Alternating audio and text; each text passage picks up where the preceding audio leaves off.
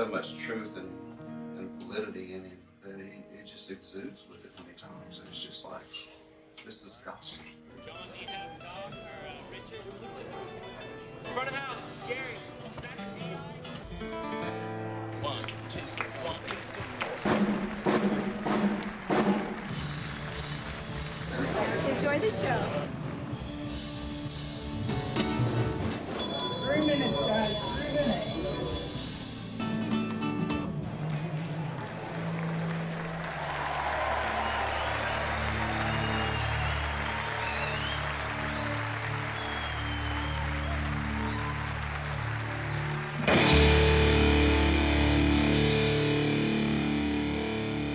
In the beginning was the twang. Now, we don't know exactly when that distant ancestor of ours first made a sound and thought it was beautiful, maybe invited others to make it together, but if it was a twang, that first musical sound, it was the big twang. And here tonight in this place, about 1,000 centuries or so later, we still hear its reverberations. Some of the world's ancient wisdom traditions believe that the whole universe was brought into existence and is sustained by sound. One wonderful old legend says that the twang of a plucked string reverberates endlessly outward until it reaches the ears of God.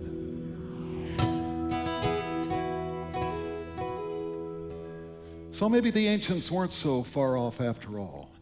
And maybe when Prometheus stole fire from the gods, it sparked another kind of flame.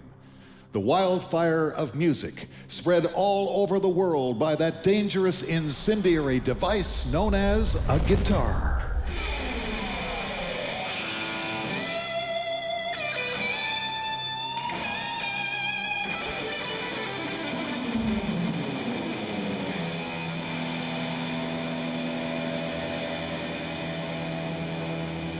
Yes, guitar music has become a conflagration that has leaped continents and oceans and many of the other things that divide human beings in this world to strike a common chord all across the earth.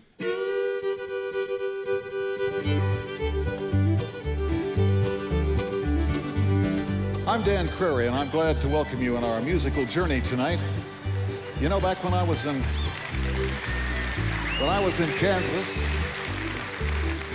trying to learn how to play one of these steel string guitars, it was one of the most obscure instruments in America. In fact, to my dismay, I discovered that people had given it a nickname. They called it the Old Starvation Box. But along with that irony, there went a little measure of respect as well, because it meant that if you played the guitar, you did it for love. And once in a while, if you played it long enough, you might just hear the voice of God humming a little tune down behind the strings.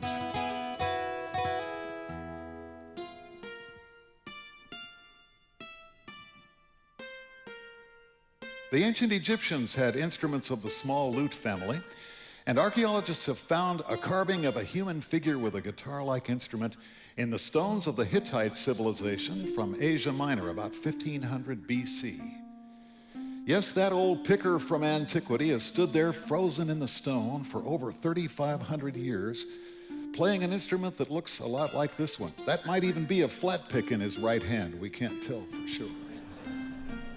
Consider the phenomenal, the amazing harp guitar. Now, this amazing instrument with added strings that seem to fly off into space was popular in many cultures from Ireland to Italy. And in the early 20th century, an Italian harp guitarist named Pasquale Tarraffo toured the world with his harp guitar and his philosophy of bringing the music of the masters to audiences that couldn't afford a ticket to La Scala or Carnegie Hall. So people came from all over the world to see Verdi and Puccini played on a harp guitar. My first guest tonight is the star of many PBS specials on the subject and considered to be a great master and star of it. He is John Doan.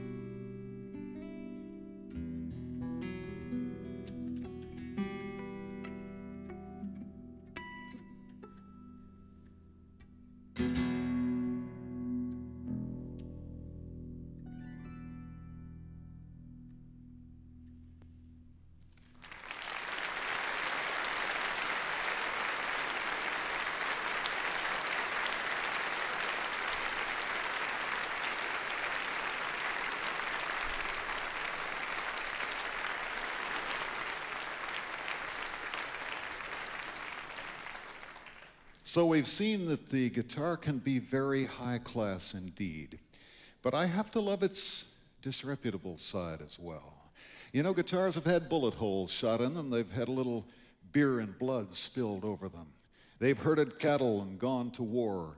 Guitars have made love deep in the night and got the hell out of town in a hurry. By the time we arrive at the 19th century, we find ourselves in the middle of a full-blown wave of guitar popularity on both sides of the Atlantic Ocean. Associated with the European Romantic movement, the guitar took on the reputation as the instrument of love. You know, beautiful enough to seduce a lady and portable enough to move on. The century had its great composers and performers. We remember and revere the great names of Carcassi and Carulli, of Sor and Tárrega. So in 1828, Fernando Sor dazzled a Paris concert audience, and the critics said that his playing sounded like an entire orchestra. Francisco Tárrega developed a dynamic new school of performance and study. And just as in the Renaissance, great master painters, Degas and Manet and Renoir and Picasso, immortalized guitars in their art. The classical guitar has continued to thrive and expand in many exciting ways, and our next guest expresses many of these. He's a member of the Grammy Award-winning Los Angeles Guitar Quartet, and he's a phenomenal performer and composer who combines classical guitar technique with jazz harmonies and a rich palette of musical styles. Andrew York.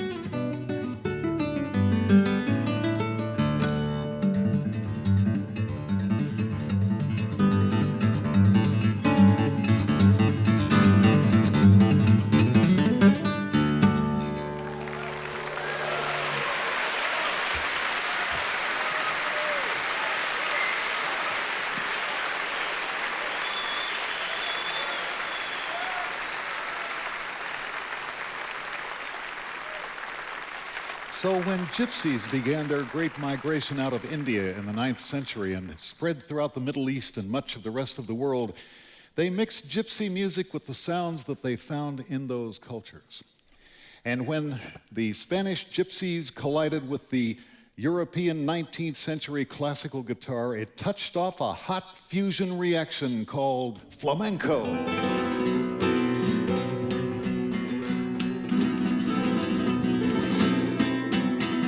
Now, there's some debate about the word flamenco. It may come from the Spanish flama, or flame.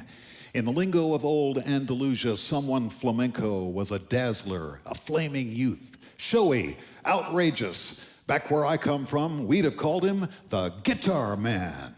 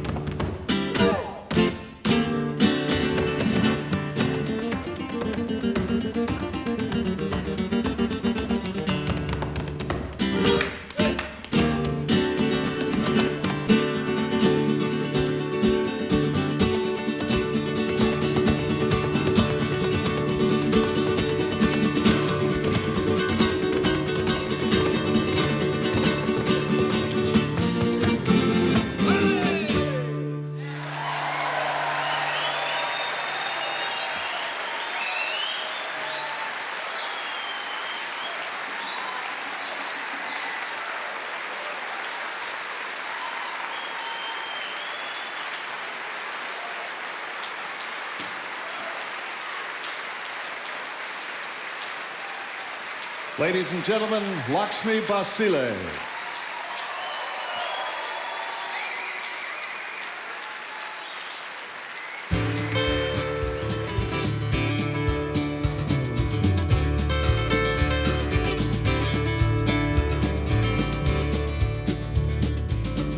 Meanwhile, out in the American heartland, guitars teamed up with fiddles and banjos in the music of country dances and old ballads. In the South, it got way deep in the blues. Guitars came in with the native songs of immigrants through Ellis Island, and they teamed up with chilies and accordions in South Texas to fire the music of Tejanos. Out in the far West, guitars followed the crops and the herds.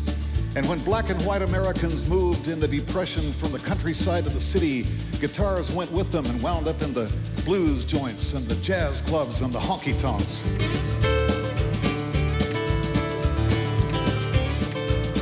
And then this is what happened. The guitar in America changed its colors to fit all of these kinds of music and then became central to all of them. And when it did, it became the great common denominator. The way millions of different kinds of people could sit down peaceably, blacks and whites, haoles and Hawaiians, Latinos and Norte Americanos, immigrants and natives, sat down together and listened to each other's music.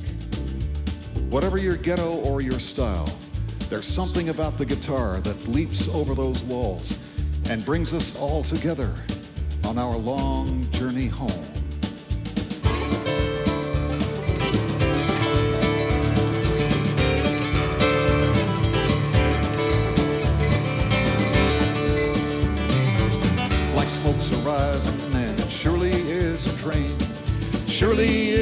train, boy, surely is a train.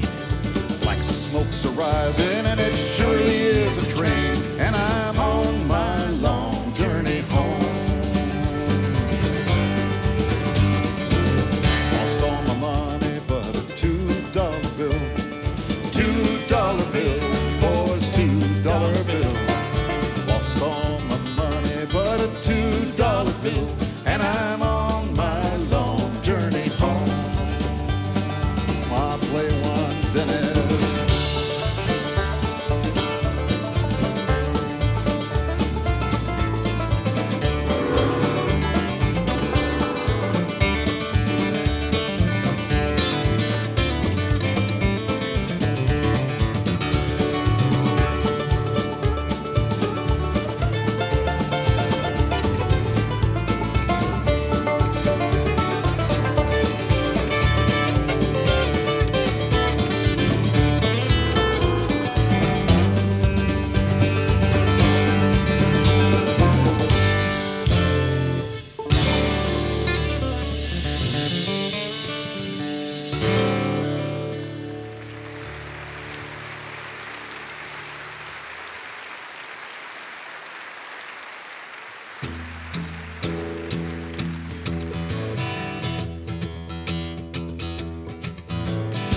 In 1927, Mr. Ralph Peer of the Victor Talking Machine Company loaded up a truckload of 20s era audio gear, hauled it down those long, dusty roads to Bristol, Tennessee to see if there was any talent in the Appalachian Mountains.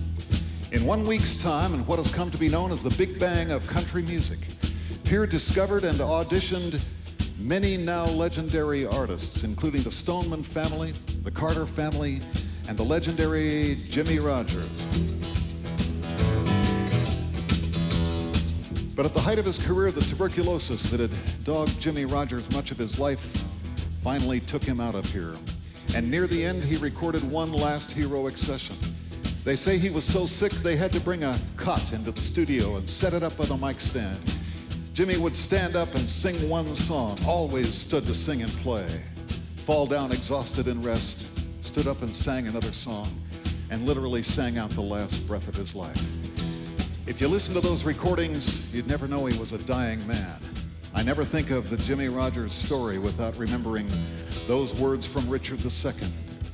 For God's sake, let us sit down upon the ground and tell sad tales of the death of kings. You know the women make a fool out of me.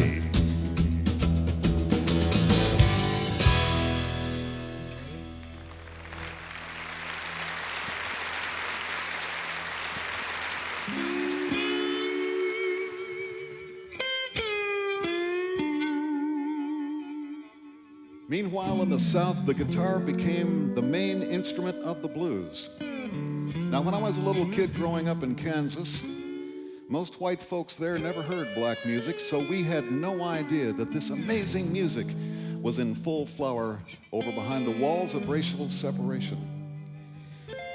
Now, blues songs love those blue notes, you know, those flatted and bent thirds and sevenths that seem to hover out there in space somewhere between major and minor. So the guitar had to find a way to fly in that blues space. And it did it with bent strings, and it did it with the slide.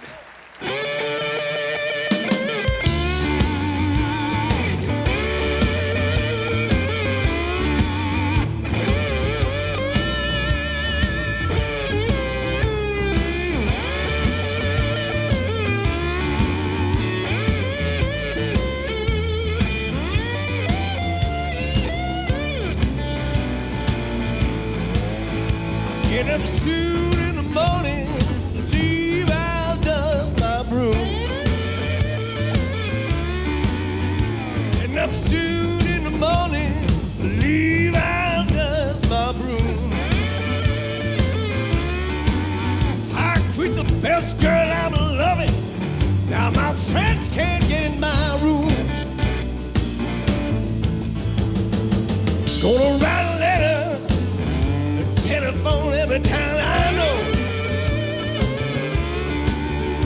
Gonna write me a letter, telephone every town I know.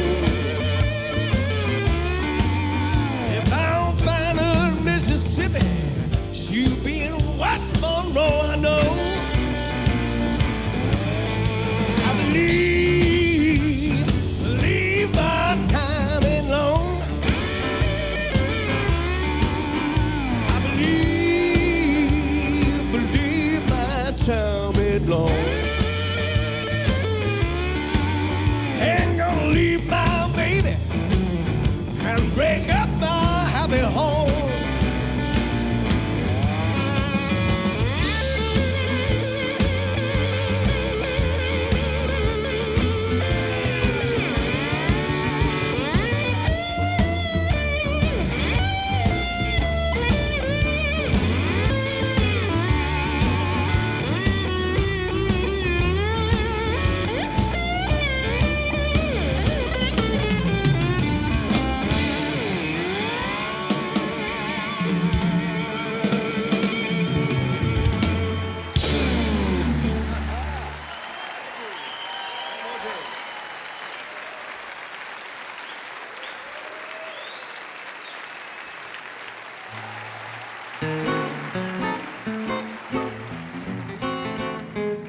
So the 20th century saw the guitar move into an exciting and sophisticated new music, the bastard offspring of ragtime and blues, with the sassy name of jazz.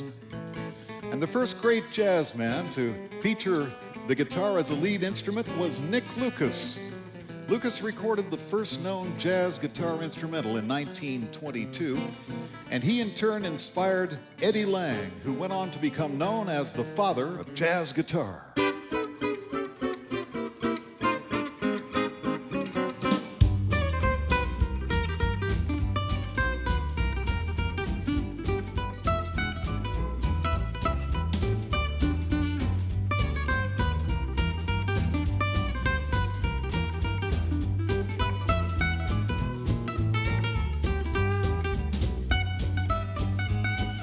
Eddie Lang developed a sophisticated new melodic style that fused jazz with the Italian romantic guitar, powered bands at the time with the hottest chord structures ever seen, and wrote the book on the fundamentals of jazz guitar for generations to come.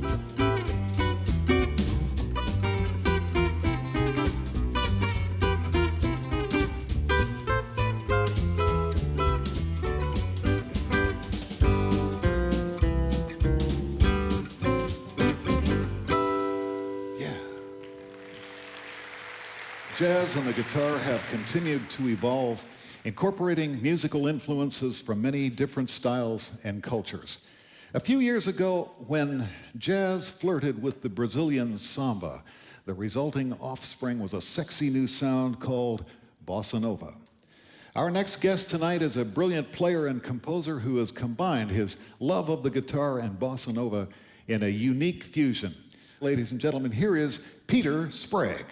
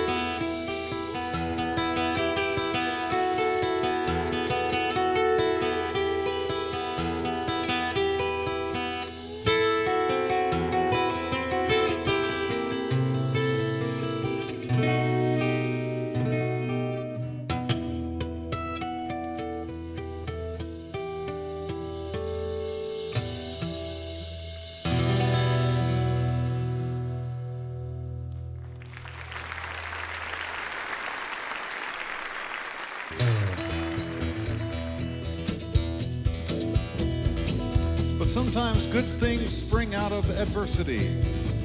And so during the Great Depression, the guitar became the voice of political protest. Woody Guthrie was one of thousands of Dust Bowl refugees who migrated westward when devastating dust storms hit the Great Plains in 1935. And Woody picked up the guitar as a weapon for social reform.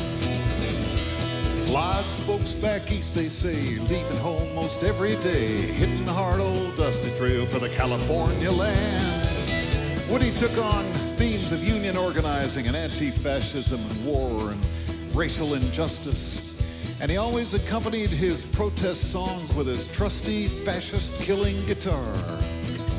He had a lot to say about corruption, and in this song, materialism and California. California is the Garden of Eden, a paradise to live in or see. But believe it or not, you won't find it so hot. You ain't got the do-re-mi.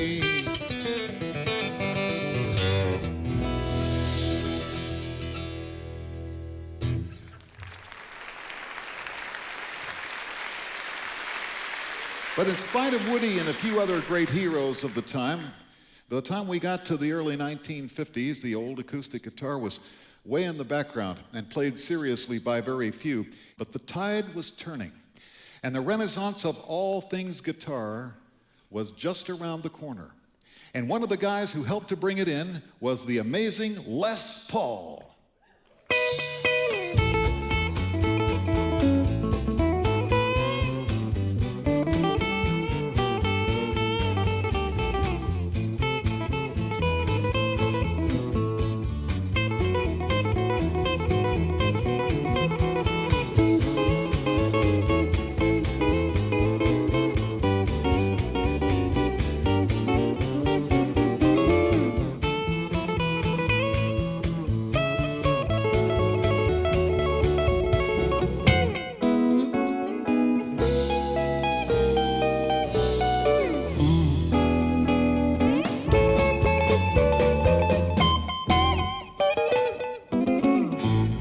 Beautiful.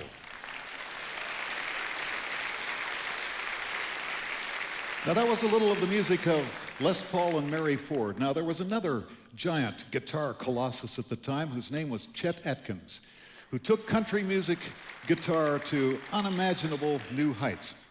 Now late in his career, an interviewer asked Chet, "Is there anyone that you would pay to go see?" Guess what he said? Doyle Dykes, because he's just a great finger picker. Well, we're not about to argue with Chet Atkins here tonight, my friends.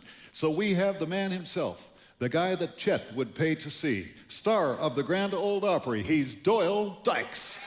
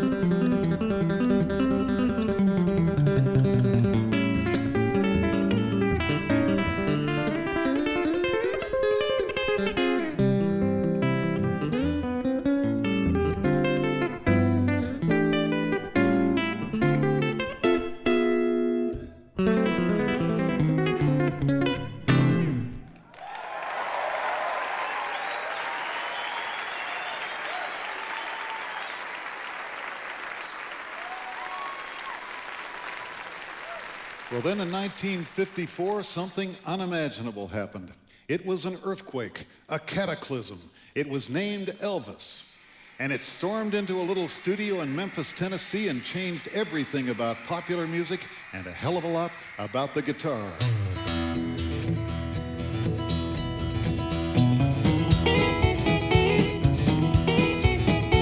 When Elvis played and sang, it was different. Nobody had a word for it. Didn't know what to do with it. Couldn't explain how powerful and sexy and exciting it was. But one thing for sure, it was driven by guitars. Well, that's all right, Mama, and that's all right for you. That's all right, Mama, just any way you do, and that's all right. That's all right. That's all right. That's all right. That's all right, Mama, any way you do. Well, I'll never sing like Elvis, but I was back there and watched him on that little black and white flickering TV set, along with millions of other Americans on the Ed Sullivan Show in 1956. That moment was the relaunch of interest in everything about the guitar.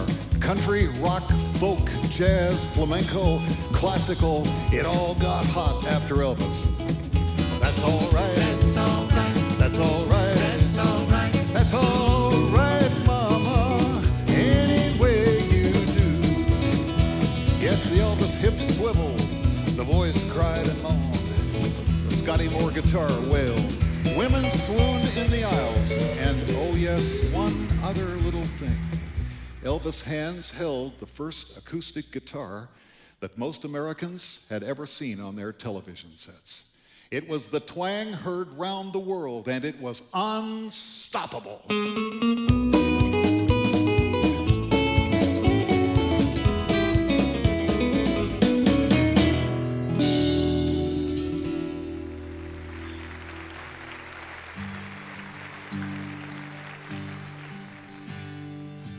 Well, the coming years were a time of growth for all styles of guitar.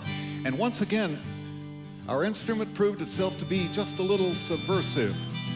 A CIA manual at the time advised operatives that one way to recognize a communist was that he could often be seen playing a guitar. And in the footsteps of Woody Guthrie, Bob Dylan inspired a whole generation of protest singers with the end in mind of nothing less than to change the world.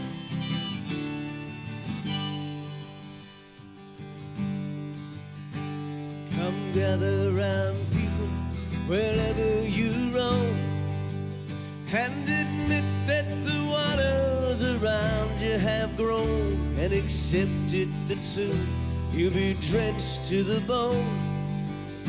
If your time to you is worth saving, then you better start swimming or you'll sink like a stone, for the times they are changing. Come senators, congressmen, please heed the call. Don't stand in the doorway, don't block up the hall, for he who gets hurt will be he who has stalled. The battle outside raging will soon shake your windows and rattle your walls, for the times they are changing. For the times they are changing.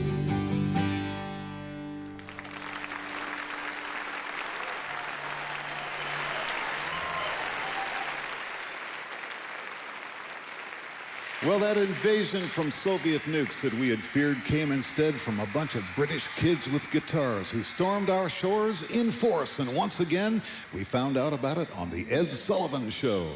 1, 2, 3.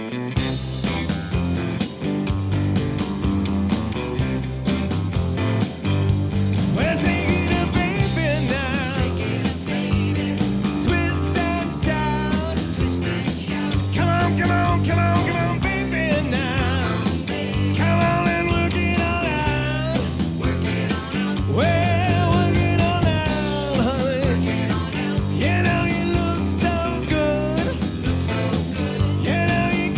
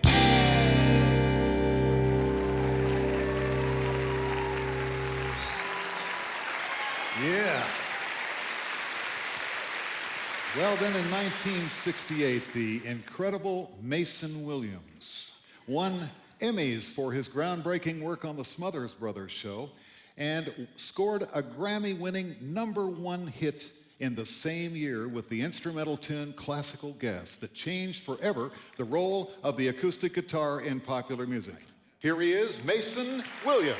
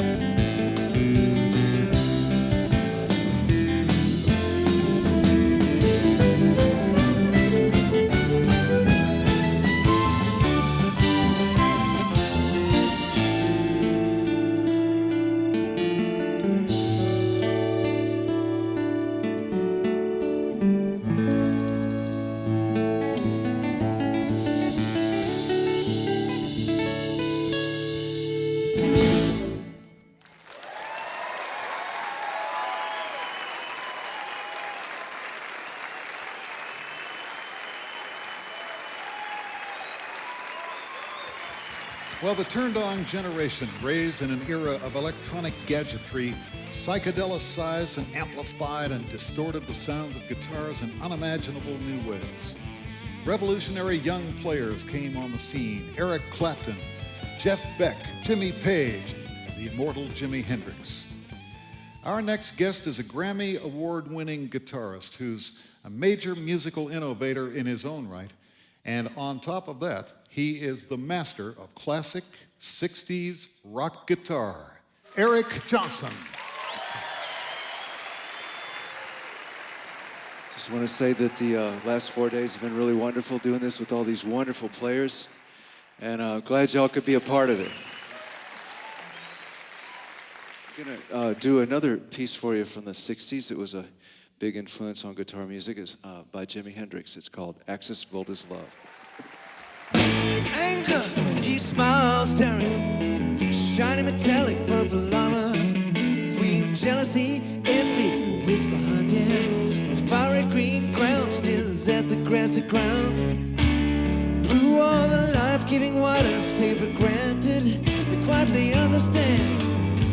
Once that particular arm is the opposite already, but you wonder, the fight is still on. It's just that all blood is love.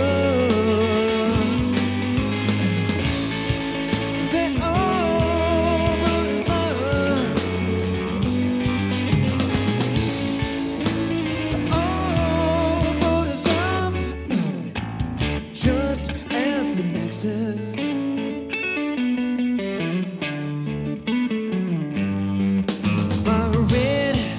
So common and flashes, tropes of war and ribbons of euphoria. Oranges young, full of daring, very unsteady for the first go around. My yellow in this kiss, not so mellow. In fact, I'm trying to say, it's frightened like me. All these emotions of mine keep holding me from giving my life to rainbow like you. I said.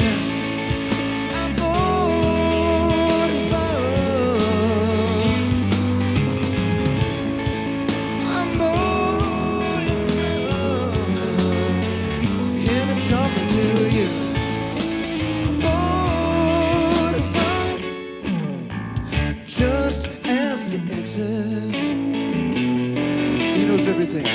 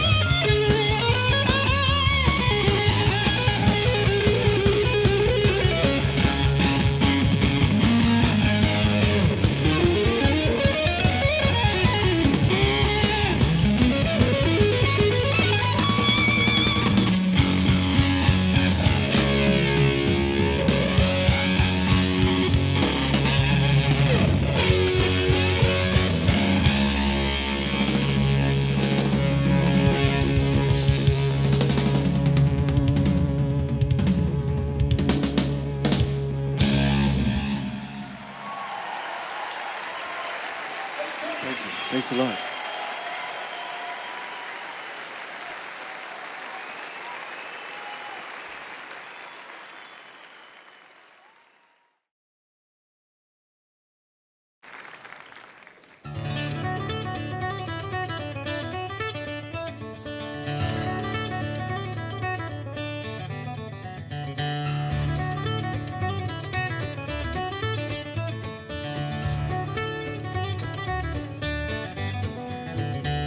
Well, about this time, our band, the Bluegrass Alliance, and I were about to play our first concert before a national festival audience. Now, the thing is, this was the 60s, and back in the 60s, everybody was pissed off about something. You remember that? Mini skirts and long hair and red scares and you name it, and oh yes, they were sort of unhappy about introducing lead guitar into bluegrass music. Now, this had been done before, of course, by some earlier greats like old Clarence White and George Shuffler and others, but in these days, it was a pretty strict rule of the club. The guitar was for background music and not for playing lead. Well, we were scared, but we played bravely, if not well, and managed to survive, kept our cool, and eventually that angry audience turned around, gave us a listen, and gave us a nice ovation at the end of our show. It was like the 19th century, only in reverse. We felt like we had reestablished that the guitar is an appropriate instrument for student radicals and peasants and gypsies and bluegrass bands.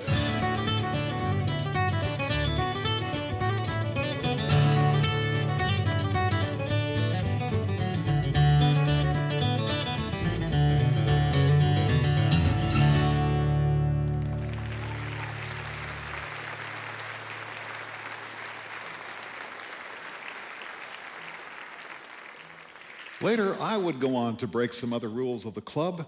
I even committed a rock and roll or two. Fortunately, the Spanish Civil War rule held.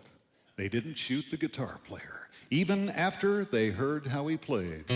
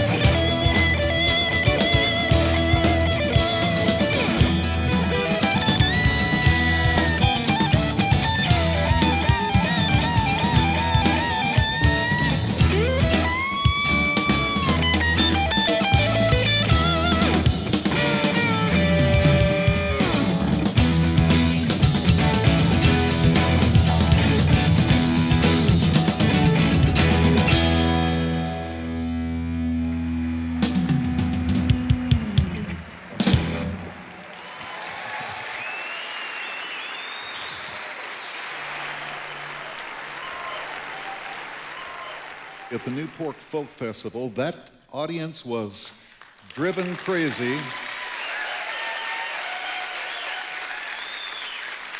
by the versatility and virtuosity of the guitar of Doc Watson. I'm thrilled to be able to bring you tonight Richard Watson and Doc Watson.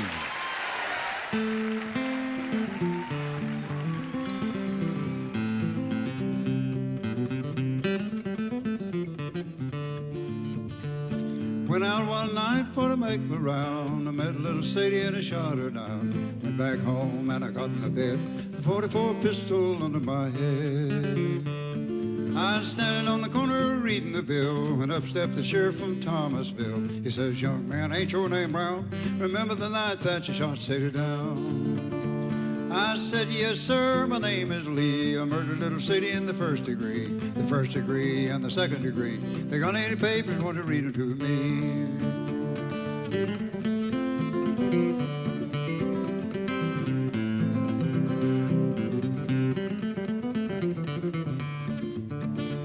That judge and the jury took their stand. The judge had the papers in his right hand. 41 days and 41 nights, 41 years to wear the ball and stride.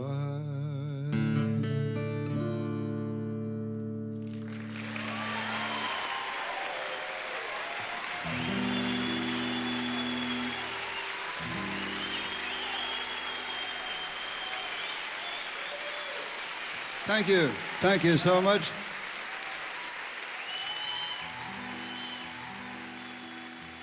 Somebody suggested that we do a sad song.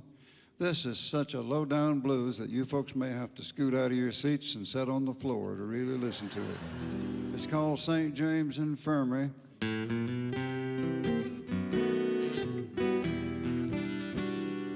I went down to that St. James Infirmary, heard sweet baby groan. Nobody down there could cheer me, 'cause I know that she'd soon be gone. As I was standing there a-grieving, my heart feeling just like lead, knowing she'd soon be leaving, I was a-wishing that it was me instead.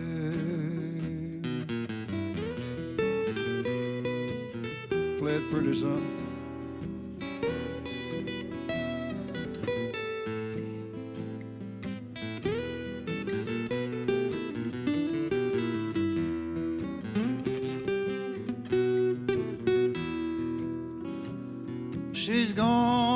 She's gone, God bless her, wherever she might be.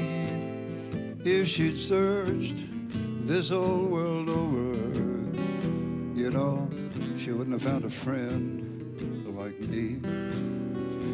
Give me my box-back coat and my button shoes when you've laid me down to sleep.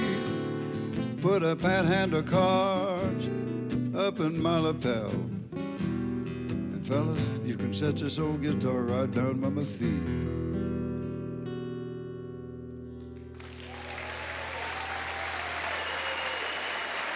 Thank you.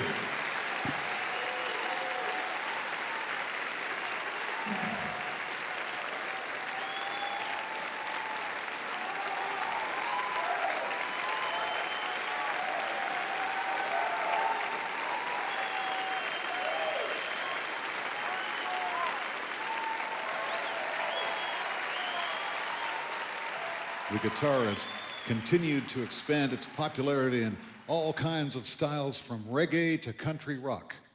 Our next guest is the undisputed king of country rock, 5 times winner of Guitar Player's Best Country Picker Award and a Grammy Award winner for Best Country Instrumental Performance, Albert Lee.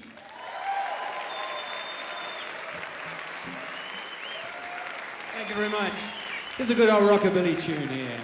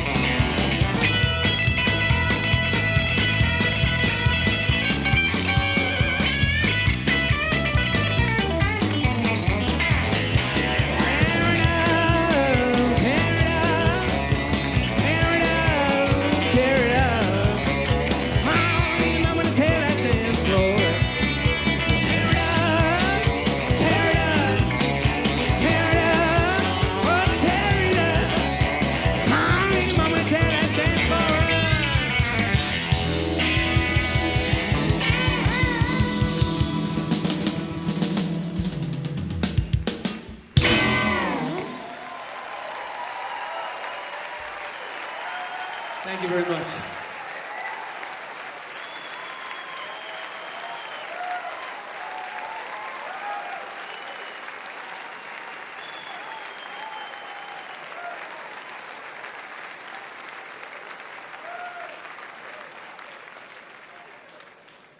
Well, my friends, as the guitar continues to roar into the 21st century, it dazzles and amazes us with its limitless horizons. And on the cutting edge of this advance is our guest, Eric Johnson, as he combines rock and roll and fusion and country and new age and a whole bunch of things that are so new they don't even have a name yet. Once again, Eric Johnson.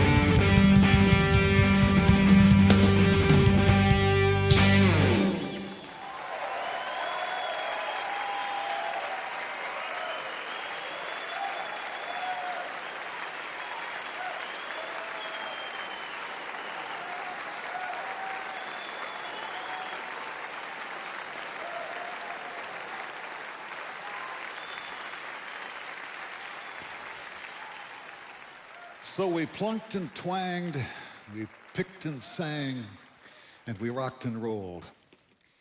And now one last story to tell you. Just before the fall of the Berlin Wall and the crumbling of communism, somebody illegally smuggled an audio cassette tape of the American bluegrass band Tony, Trischka, and Skyline into Czechoslovakia, and it created an underground overnight sensation. Thousands of clandestine copies of this tape were bootlegged all over that country, and it started a movement of people playing, of course illegally, American music with guitars and fiddles and banjos. At one point, the people in the movement let it be known by word of mouth only that they were going to hold an outdoor gathering under the guise of a Boy Scout meeting. On the appointed day, to everyone's amazement, 100,000 people showed up with guitars, fiddles, banjos, mandolins, many of them homemade, playing and singing and jamming 100,000 strong in that park. Now, one of the people who was there that day, when I talked to him a little bit later, told me this story. He said, at one point, the communist police came up to us with automatic weapons and said, "You have to stop that or we'll shoot you." And he said, we looked around that park and saw thousands of other people doing the same thing, figured they couldn't shoot everyone, so we just kept playing. And the police turned and walked away and left us alone. I'll never forget the next thing my friend said. And suddenly, we were free. So, we've seen it again and again. Our societies make us narrow. Our ideologies make us obedient. Our politics makes us sort of crazy. But our music sets us free. And the guitar has become the great connector, the musical mother tongue. Guitar music has entered into the bloodstream and throbs with the heartbeat of humanity. A universal music that brings us all together. Ever since Prometheus came to Earth with that first flame, that primal twang.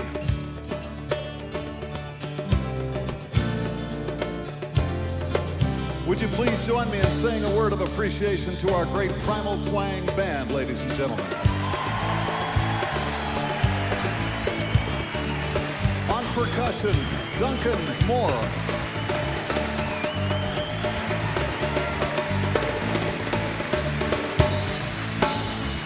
Our fantastic bassman, Jeff Pekarik.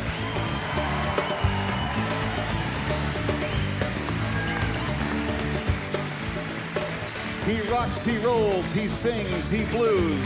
He's fantastic, John Walmsley.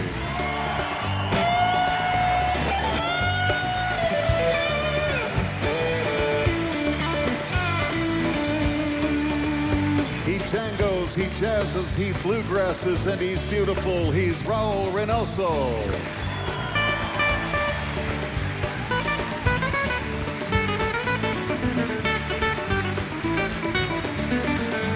One of the greatest flamenco and classical guitar ensembles ever assembled, ladies and gentlemen, our very own Fred Benedetti and George Svoboda. Yeah.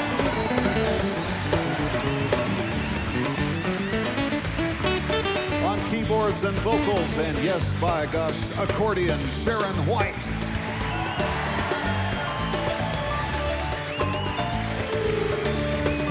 And the man who is the sine qua non of the Primal Twang band. He's incredible, he's essential, and he's Dennis Keplinger.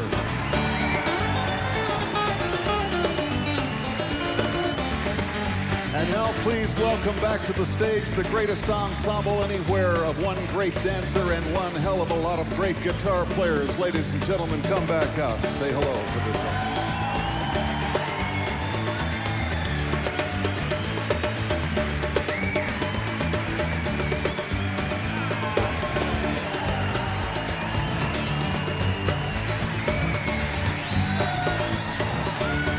Doc, thank you.